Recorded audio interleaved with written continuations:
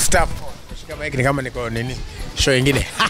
Alright, these guys are doing an amazing stuff. As you can see up behind me, they're skating, they're having a good time, and this thing takes a lot of practice. Even the fact that they're able to stand and walk, let alone do the stunts, it must mean that they have trained to advanced levels as well. So what we're going to do today, we're talking about skating. We're going to be talking to them. There is, of course, an opportunity for you to participate on a national level as well, and so you can go ahead and ask those questions at #Daybreak. If you want to learn, we're going to find out where it is you can get them as well. But we want to see more of them. Kidogo to Kisha, then I'll go and talk to them. So remember, it is the #Daybreak. If you have any questions, and if you have any comments, suggestions, if you think you can do it, and even if you want me to do it, you comment on the #Daybreak. For now though, let's take a seat back and look at the talent that we have in this our great country.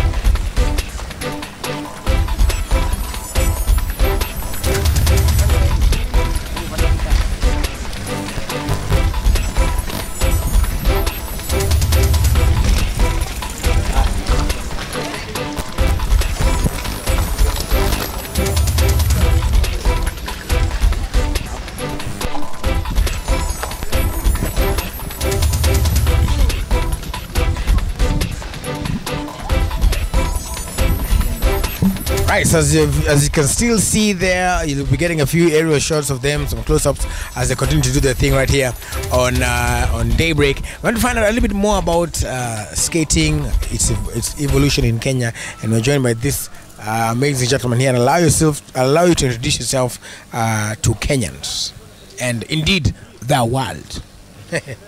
My name is Lami Kwafula, the Secretary General for Kenya Federation of Roller Skating for the time being.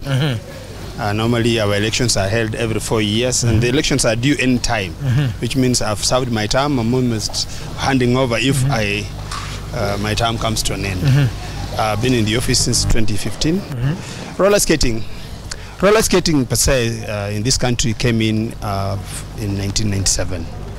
1997. Okay. And it was at a very low level. There were very few skaters. I was not even in the industry at the time. And well, I saw them start small at the Sunken Park in town, next to Uchumi in town.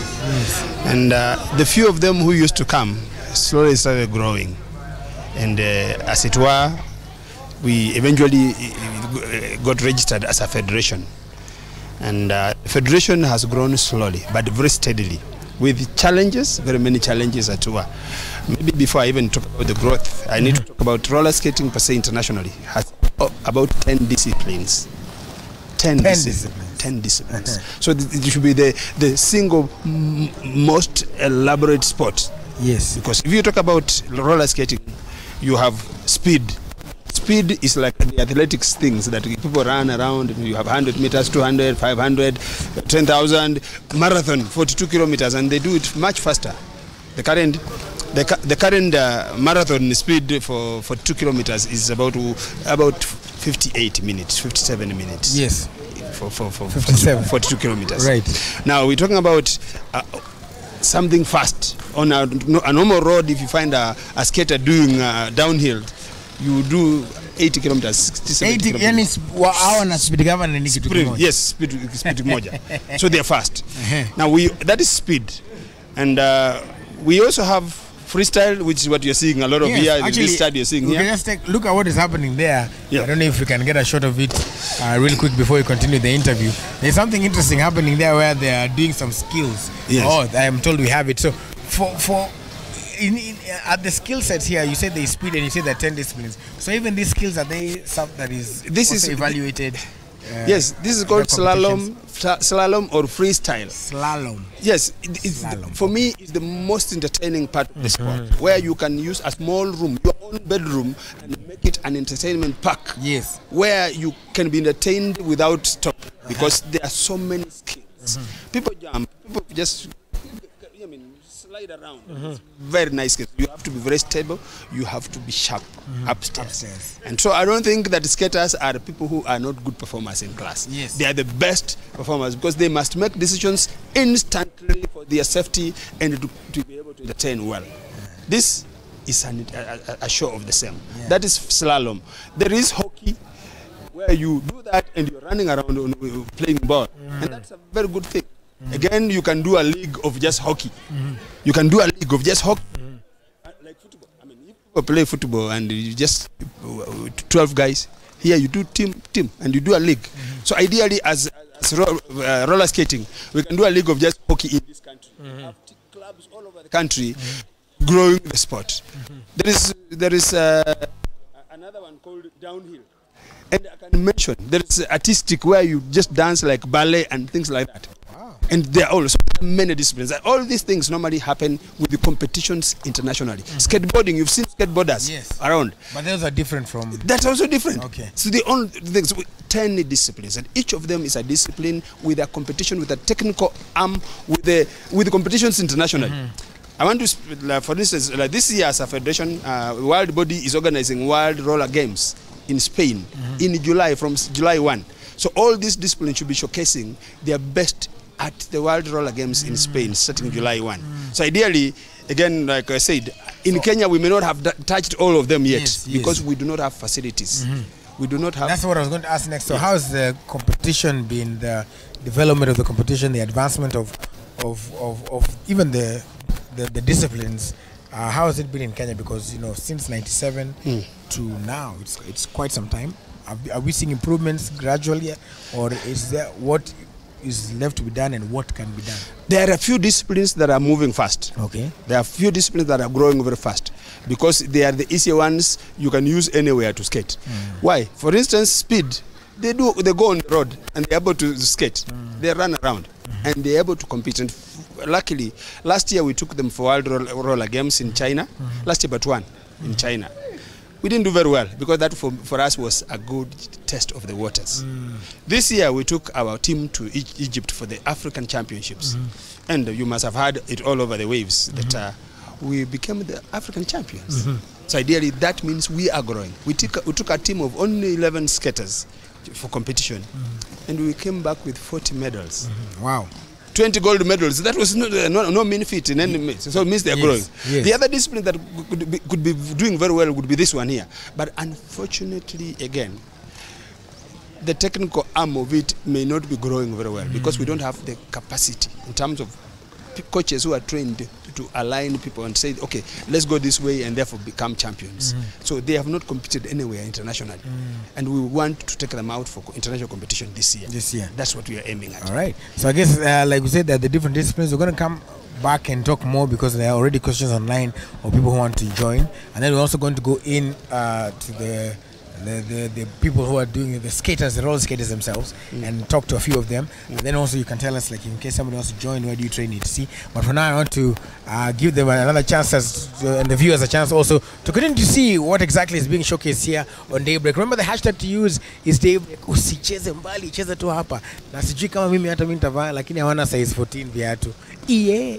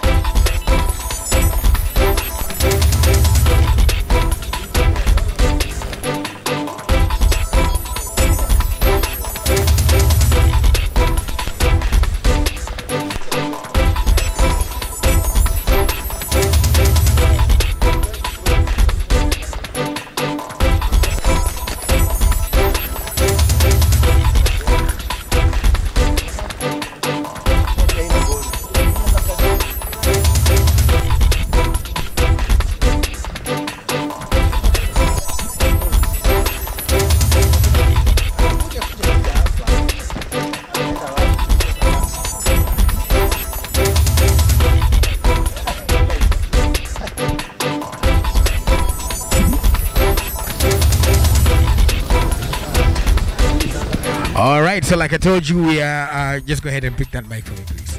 Yes, so we are already right here. We are ready to talk to the different skateboarders, roller skaters. Skateboarders ni ile ingine, ni vile nimeambia kuna 10 disciplines. And so what we're going to do is there are different styles, and we've been told different disciplines as well. As you can see, this is the entertaining bit, and this is what is called, I think, freestyle skating. And there's a gentleman here as well who is going to help us understand what it takes. Maybe you can introduce yourself. Hello. My name is Bernard Benito Womenju. I'm a freestyler and a fan skater also. So first of all, for you to be a freestyler, you must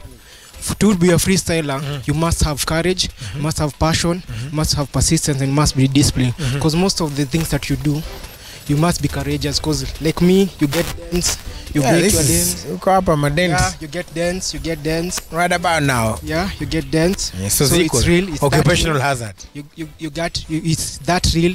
Also, you may twist your leg, you might break your body part, but all in all, you have to have a comeback, and you must be creative, because each and every time you must invent a new style. Like currently, we are going to showcase some of the styles that we have here.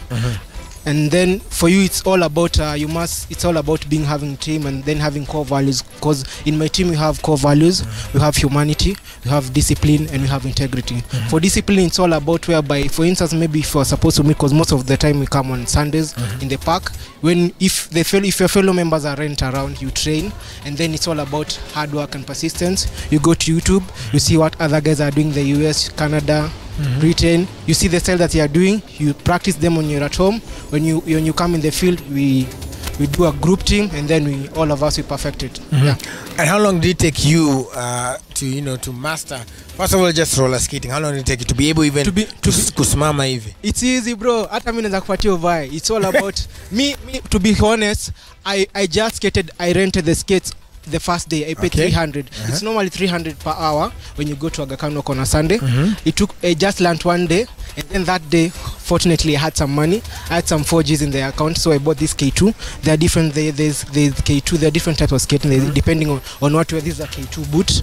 It's almost 3 years old. I've been wearing it. So the first time I wore this shoe, I just liked it, and I told the owner, this one, how much is the shoe? He told me the price. I went with it home, and then when I went home, the next Sunday I was in the field. I was just starting working. So you can. What are the basics like? What were you taught your day one? Day one, nilifundishwa ukianza kuskate, you must make a V. Unaona? So hiyo ni balance. Unatafuta balance, because even in freestyle lazima utafute balance. Then you start, you go like this, unajishikilia. There are those like for kids, maybe 2 to maybe 10 years old, wanashikanga mkono if you normally come to the skate park, wanashika mkono watembe. But for us, when you're a grown up, they tell you must push yourself, especially if you're a guy. You know, utaki aibu ni baba ya msejo, you don't want to fall your wife akone umse ni mabuzi. So yeah, man. You see, so you start crawling like this. Once you finish it, so from there on unaingia saa kwa field, unapiga lap ya kwanza, you get the courage as day goes on. But it's all about self persistence and great time management. So you can do this in a day. You can do it in a day, even in an hour. It depends on how fast you are in your brain, and then the persistence. Because like when you fall, you get injuries. Kuna mtu atarusha mkono, you'll say, me I can't do this thing. It's boring. Napata injuries ni uchungu. But there's someone atasema passion.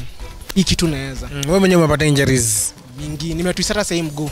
I have an injury in the leg. I went to the hospital last week, but I'm still moving on. I can't show, but iko. Kai. But iko too, but ni ile passion uko nayo. What you're doing, you must have passion for each and everything you do. Yeah. All right, and for you have yours. You said slick skaters, yeah. Yeah. So you also make outfits. Yeah, we also make outfits for us. It's also part of the core values, whereby in humanity we go and help out. Like in our group, we have adopted some street kids who are normally in the park. We give them skates. Because you are not that well off, we help these kids whereby we clothe them, we bring them shoes, we buy them food when we have money, and then we also go to the part of the brand, this brand, the money we make, we go to children's home like in Kayole and ghettos where elsewhere. We give them food donations and also help out, whereby we change people. Like for those, there's some street kids who, there's one now who's in the hockey team. He's planning to go he missed a passport. He was supposed to go to Canada. So we really embraced that. It's all about helping each other. And how much would it be like to buy skates? It depends. You know, a new one, when you go to Nairobi Sports House, it will almost go for any other place, yeah. And we're not marketing it. So, but there's Gikomba, there's the G Market, Gikomba, unajua G Market. So G Market, we normally, the shoes you can get them around, for babies, they're around 2Gs to 4Gs, depending na bahati yako. You might even pata a mama who doesn't know what she's selling, so akuze na bei ya kutupa. Sawa giko shwachanyuke. wasiwachanuke, we embrace yenye Gikomba tusilalia masikio, so like you get the shoes there at a cheaper price. And for you say that's for babies, and for let's say adults, teenagers, like adults, mine you can get for the 3, because this shoe when I was wearing it was really new. It was 3Gs, but mine I purchased from someone. Then after some time I said we did 2-3 months nikauzia mtu mwingine, so this shoe right now is about 4 to 5 years. Nilinunua ingine, and I can change, you can sell to someone and then buy it from there. They're normally there. All right, so go ahead and so are you going to walk us through what they're doing? Yeah, I can walk you, but the freestylers are some you want me to show you? Yes, like so that they can tell freestyle. Us. The guy is freestyle, he's doing freestyle. The same here, we have freestyle. This one ni inazunguka msonguko. Kuchenga mtu, kuangusha mtu. Yeah, these guys are freestylers. We also have people in the hockey, speed, but it also depends the kind of shoe you are wearing. Like this one, the shoe is wearing, this one is good with stance. He can out of stance with this shoe. You look like Michael Jackson. Yeah. Quick feet. Yeah. And even mine K2, the K2s are good with speed. Yes. Yeah. It normally depends on what. Dancing. Yeah, and also this dance is what we call dancing. Yeah, shuffling. All right, very interesting. Yeah. All right, and so if somebody wants to join, for example, and I know we'll ask that question a little bit later as well. How long does it take to master the stance? The stance. No, not the stance, as I said earlier on, Willis. You have to have that passion. Because for me, I've just come here, I've gotten an injury, but you still persist. You still go ahead and you do go it. ahead. So it's all about persistence. Because even when you come to the park, you see like 3 or 5 year olds crying, but you hear the parents and bloody usiogope, jikaze. So it's all about that, and it depends with how fast you are. It's all about the brain. It's how fast you are. Once you master the tricks, and it's all about practice. Because you can't say it's like the basic school. So you practice every day or every week? Every day. You have to have your own time frame. Because it's like a school whereby if you are taught maybe a formula, if you don't practice the formula, you don't become consistent. You won't get it. And this thing is all about, the best thing about skating, it's a practical. It's not like a theory you can forge it. And you can also learn by observation. YouTube. Because me, even most of the clips nilipata YouTube. Even the guy who was training me, he told me you are improving. Because I went to YouTube, I just saw what I'm supposed to do, baby steps. You just click what you want to do. Baby steps skating, freestyle skating. Once you do that slowly, by the time you're coming, there's improvement. And also you engage with people who are better than you. All right. So it's a learning process. All right. So I want you to go and help us fetch the ladies there. The ladies. We're supposed to talk about roll ball. And hockey as well. So you can help us go and get them for us. So ladies and gentlemen, you can see the hashtag to use is daybreak. Na watu wanaenda kufanya vitu. Hizi vitu zote wanafanya ni mimi niliwafundisha, na usije katia shaka. Hata mimi niko na skating shoes. Ni vile tu hizi zangu nilitoa blades nilijua nakuja kufanya show, lakini hizi ni special skating shoes. Hata mimi nilitoa Gikosh, ni wheels tu ndo sina, lakini size unajua inakuanga shida kidogo, size 14. So unaona hapo ni vile tu wheels nilitoa kwa sababu ya sahi nikajanjeruka, lakini maisha ni hivyo, lazima ujipange vizuri, my friend. Right, so I want to talk to some of the ladies. What they've said is that so there is roll ball. There are different categories, right? So there is roll ball, which you're going to find out what it is. Then there is hockey, which you're going to find out how it differs from some of these. So we'll just go ahead and there she comes. She's going to talk to us about the different disciplines.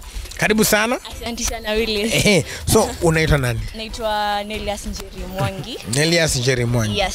All right, tell us about roll ball. Roll ball ni game ya on skates. We have a team of 6 players, teams actually, so in total inachezwa na watu 12, and we are on skates. Inahusu like in handball na basketball at the same time, and using so skates. Ni variation ya handball na basketball. Yeah, but on skates sasa. So ni kuchapa mse ama una score like kuna pia goal post ya kuscore. So kuna hadi goalkeeper hapo, kuna pia hadi line cut, hizo vitu zote. So ni kama tu kuscore normally handball, but tactics basketball on skates still.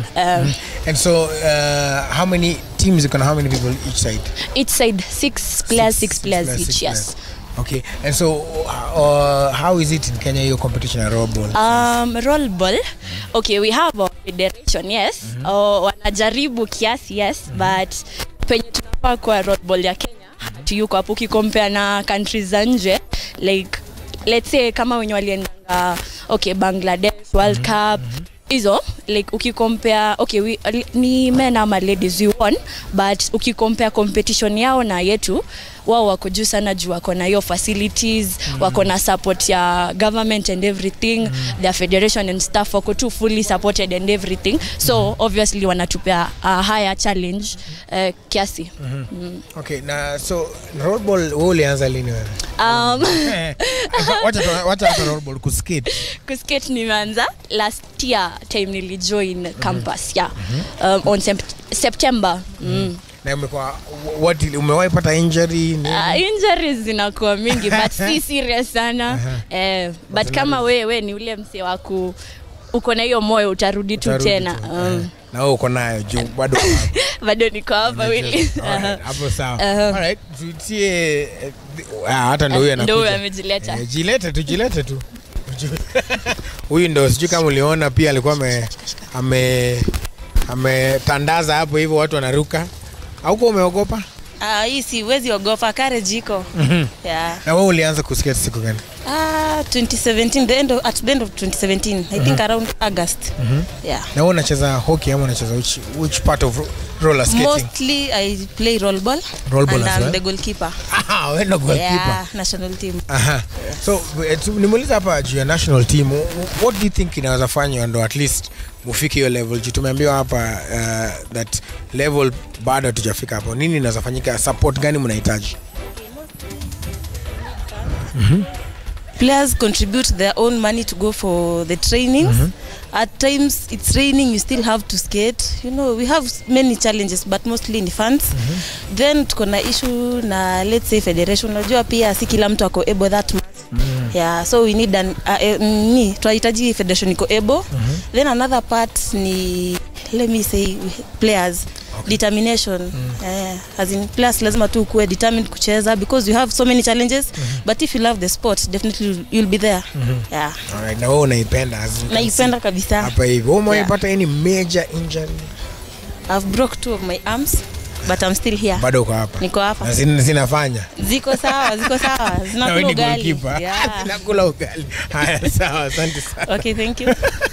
Right, so you can see their story is amazing and interesting here as well. Kwa majina unaitwa nani?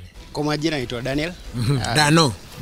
Dante the skater. Dante the skater ndo ile handle yako. Handle yangu.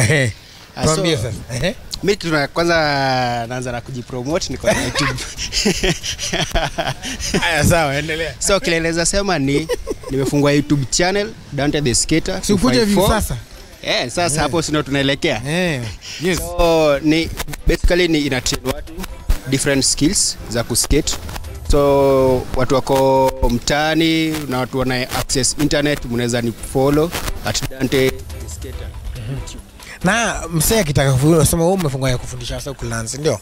So sasa kuna weight category ama kila mtu tu anaweza skate. Okay. Skating ni ya kila mtu. Okay. Yes. Akuracha as long as unaweza tembea. Umevaa kiatu unaweza tembea. Inamaanisha pia skates ukivaa unaweza endesha. Ukifundishwa vizuri upewe basics unaweza zi ride. So actually skating mostly ni kiatu ya kawaida but imedesignwa in such a way that unaweza feed hizo wheels. The origin of skate zilikuwa viatu hizi za kawaida, si hizi zenye modern skate shoe. Okay. So before then zilikuwa hizi viatu za, in fact ilikuwa inakaa kama zile mapumps. Then ikadesigniwa then wakaanza kuweka wheels. So zilianza na quad skate. Kuna variety of skates. Yeah. So mtu yote anaweza skate na si utrain watoto from 3 years. Oh wow. As long as mtoto anaweza move 3 years. Yeah, the last one nilitrain but it was a bit tricky 2.5 on inception ukidil na the current system. So as long as 2.5 by the time anafika 18. Sasa hiyo hapo ndo sasa kuna challenge. Kuna tu issue. Na hii issue pia ndaambia wazazi.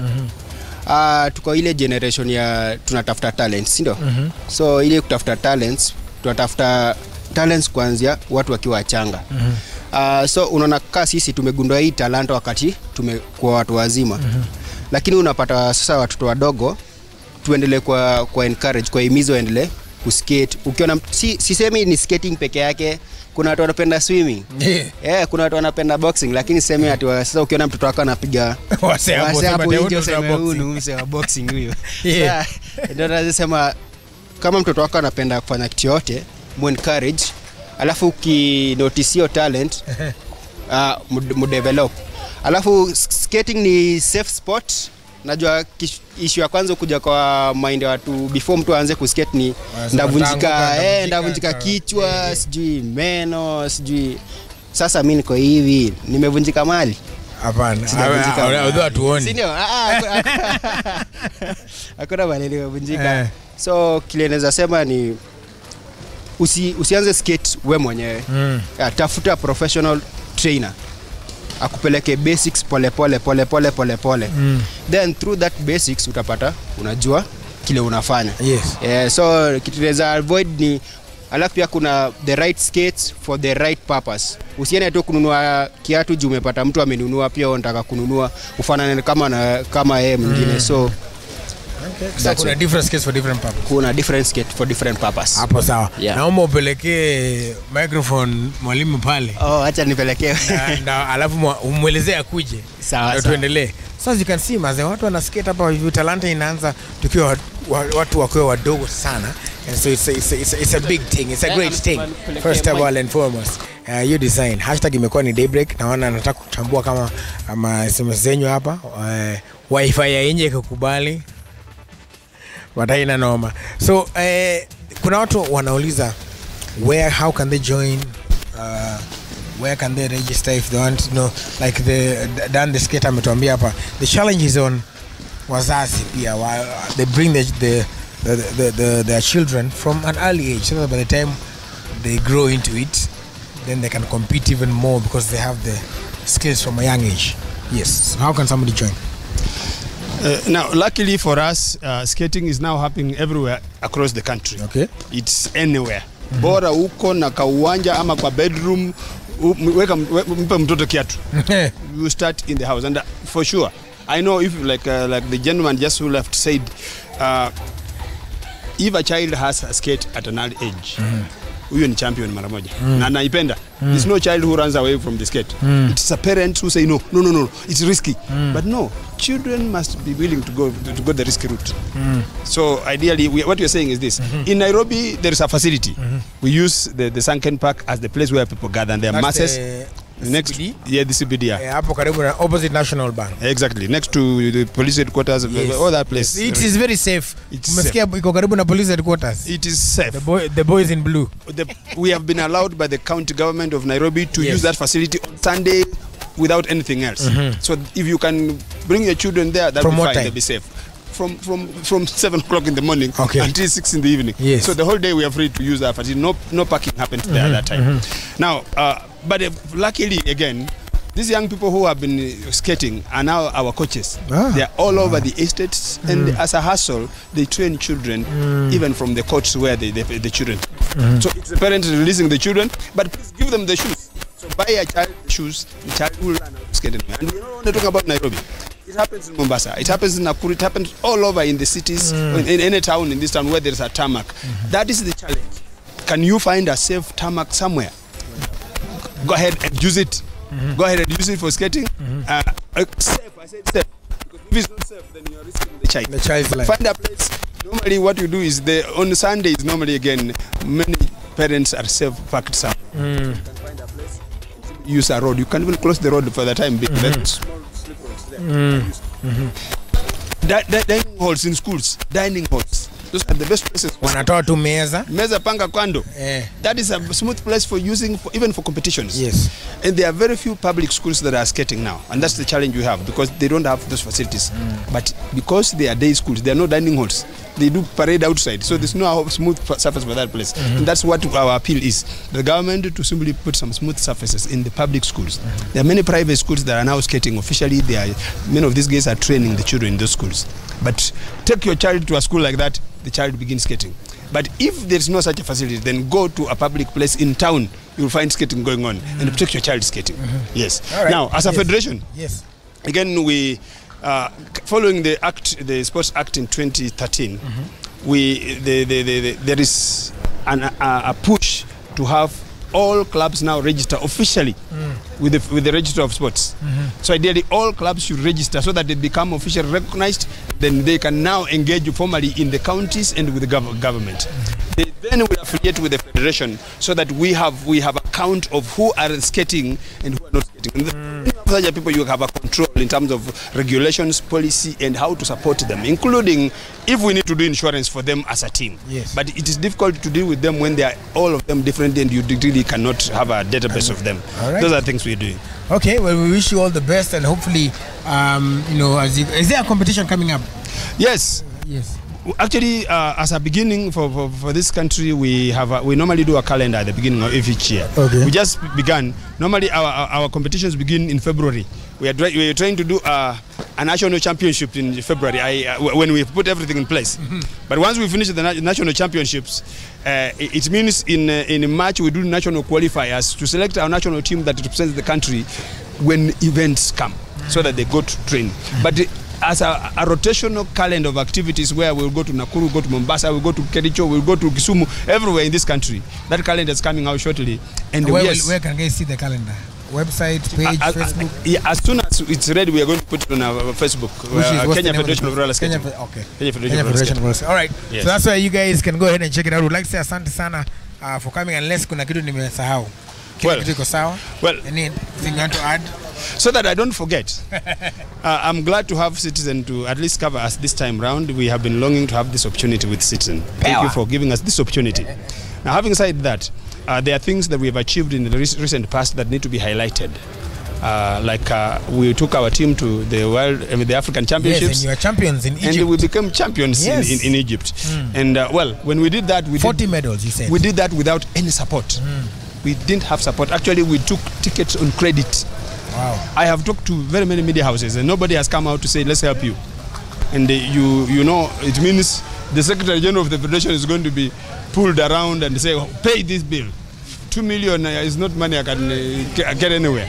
So I think we need to get institutions, individuals of goodwill who love this sport to come in and support us, not just in terms of the bill that we have, which is an invoice now that has to be paid, but in terms of supporting our activities, in terms of identifying talent and saying we will sponsor this talent so that we grow the sport. This sport is not going to grow by individuals, the federation per se, but by corporates and individuals who love this sport in this country to grow it. All right. Yes. Hapo sawa na tumaini kwamba wamesikiza. And as you can see, it's quite an exciting sport hapo hivyo.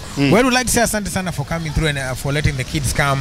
For them, we've learned so much today on roller skating and the different disciplines. Did you even know that there are 10 disciplines? What you're seeing here is freestyling, as we've been told, but there are different other disciplines as well. And Kenya is already competing. 40 medals they brought home from Egypt, and hopefully with more support they can do even more. Tumesema ni asante sana, and so tutakuacha na picha za watu wakiendelea kuskate, but don't go too far.